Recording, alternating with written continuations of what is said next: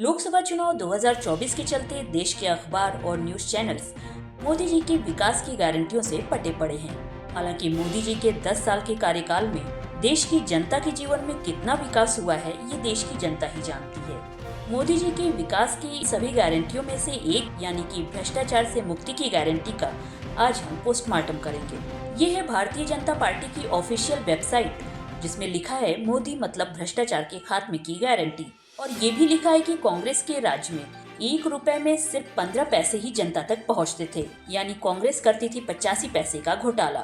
दूसरी तरफ लिखा है कि मोदी काल में आज सारा सिस्टम डिजिटाइज्ड है और पैसा सीधा जनता के खाते में पहुंचता है। पर क्या आज मोदी काल में भ्रष्टाचार कम हुआ है या नहीं, ये तो सरकारी कार्यालयों में चक्कर काट रहे लोगों को ही पता है। देश में भ्रष्टाचारियों को पकड़ने के लिए ईडी, इनकम टैक्स और सीबीआई जैसी संस्थाएं इस समय ओवरटाइम कर रही हैं, पर उनकी 95% सारी कार्रवाइयां सिर्फ विपक्षी दलों के नेताओं को जेल भेजने और उनके बैंक खातों को सीज कराने के लिए की गई हैं।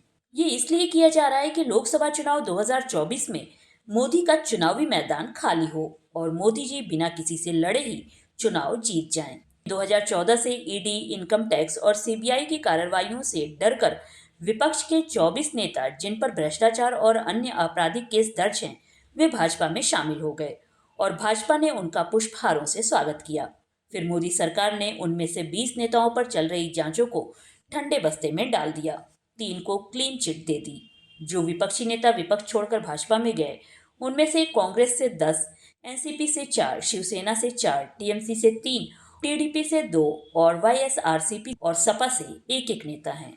इस मामले पर इंडियन पीपल्स अधिकार पार्टी के संस्थापक व राष्ट्रीय अध्यक्ष पंडित पुरुषोत्तम तिवारी ने प्रतिक्रिया देते हुए कहा कि भाजपा देश में एक देश एक चुनाव और एक पार्टी की व्यवस्था बनाना चाहती है। जो विपक्ष सरकार की मनमानियों के खिलाफ जनता की आवाज बनता है, उसे ही भाजपा कुचल देना चाहती है।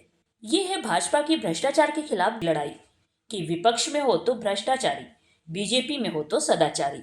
क्या भाजपा ऐसे देश से भ्रष्टाचार खत्म करेगी? आपके लिए स्थिति तो जस की तस बनी हुई है।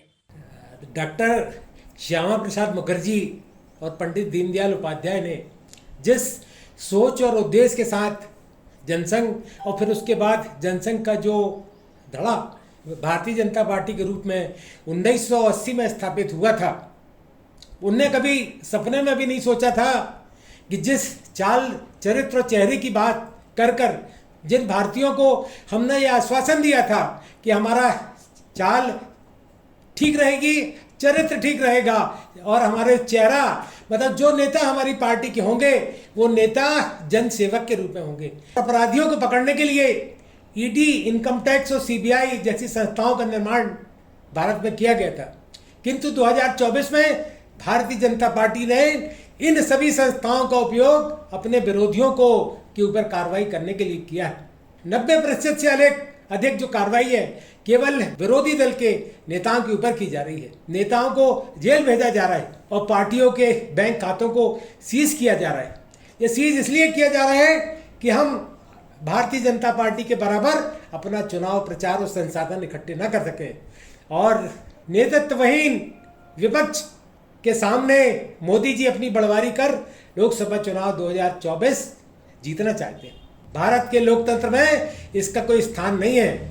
24 से अधिक नेताओं पर 70,000 करोड़ रुपए से ज्यादा के अपराध इनकम टैक्स और ईडी ने दर्ज किए थे।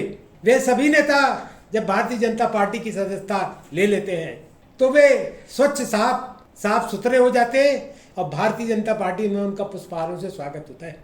मोदी जी ने एनसीपी नेता प्रफुल्ल पटेल और भी नेताओं पर महाराष्ट्र की आम सभा में आरोप लगाए थे कि ये नेता भ्रष्टाचारी हैं। आज वो सारे नेता महाराष्ट्र में मोदी जी के दोनों तरफ बैठे हुए। जनता ये पूछना चाहती है कि भारतीय जनता पार्टी क्या सत्ता के लिए भ्रष्टाचार से समझौता कर रही है? 2 बड़े उदाहरण की मैं आपसे चर्चा करूंगा। एक है महाराष्ट्र में एनसीपी के नेता अजीत पवार, जो वर्तमान में भारतीय जनता पार्टी के उप मुख्यमंत्री के रूप में काम कर रहे हैं। महाराष्ट्र के मुख्यमंत्री जब विरोधी दल के नेता फडणवीस हुआ करते रहे, वो बैलगाड़ी भर के कागज रख के राज्यपाल के पास ले गए थे कि अजीत पवार महाराष्ट्र के सबसे भ्रष्ट नेता हैं। इनके ऊपर कार्रवाई होना चाहिए।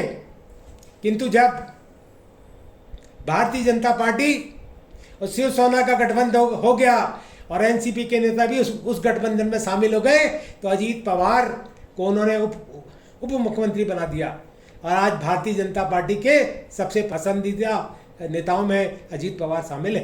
बंगाल में नफरत फैलाने के आरोप में शिवेंदु अधिकारी पर कार्रवाई की गई।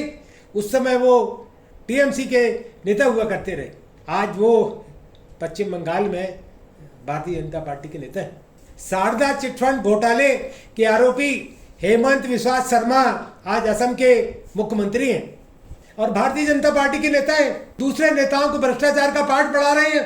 आज भारतीय जनता पार्टी में आते ही उनके भ्रष्टाचार की फाइल बंद हो गई है। भ्रष्टाचार के पूर्व आरोपी प्रफुल्ल पटेल, जिनके एवियन मिनिस्टर थे, उनके कार्यकाल में जो भ्रष्टाचार हुआ उसकी जांच करने के लिए ईडी और सीबीआई ने अपराध पंजीबद्ध किया, किंतु आज वो भारतीय जनता पार्टी के साथ है, एनसीपी में है, उस एनसीपी में है जो भारतीय जनता पार्टी के साथ है, तो उनके अपराध की फाइल बंद हो गई। संजय सेठ, बाबा सिद्दीकी, हसन मुशरीफ, छगन भुजबल, तापस राय, अर्चना पाटिल जैसे अनेक नेता हैं जिनके खिलाफ ईडी और सीबीआई में मामले दर्ज हैं, किंतु भारतीय जनता पार्टी में आते ही ये नेता स्वच्छ छवि के नेता हो गए। ये जो भारतीय जनता पार्टी के द्वारा किया जा रहा है, अपनी पार्टी में भ्रष्टाचारियों को शामिल किया जा रहा है, इसका बदला वही भारतीय जनता पार्टी का जो ईमानदार कार्यकर्ता है वो अपने आप को असहाय समझ रहा है। 2024 के चुनाव में भारतीय जनता पार्टी की अंतर्कलह सामने आएगी और भारतीय जनता पार्टी का जो लोकतंत्र समाप्त हुआ है, जो भ्रष्टाचारियों को लेकर आए हैं केवल सरकार बनाने के लिए, दोस्तों भारतीय जनता पार्टी के इस कर्मों का फल उनको भुगतना होगा। मैं भारत के नागरिकों से निवेदन करना चाहता हूं कि अब परिवर्तन कीजिए। मैं भारतीय जनता पार्टी के उन निष्ठावान कार्यकर्ताओं से भी अपील करना चाहता हूं कि आप अपनी रीढ़ की हड्डी को खराब मत होने दीजिए। अब देश के बारे में सोचिए और अपनी अंतरात्मा और अंतर्मन से भारतीय जनता पार्टी को हटाने के लिए काम कीजिए। आइए, इंडियन पीपल अधिकार पार्टी के साथ हमारी स्वच्छ छवि है और आपकी स्वच्छ छवि हम बनाए रखेंगे, ये हम वादा करते हैं। जनता की हर मुश्किल में हम उनके साथ खड़े होंगे। हमारे इंडियन पीपल अधिकार पार्टी के लोकसभा में जो प्रत्याशी हैं उनको वोट दीजिए, उनके गुब्बारे की बटन दबाकर उनको विजयी बनाइएगा।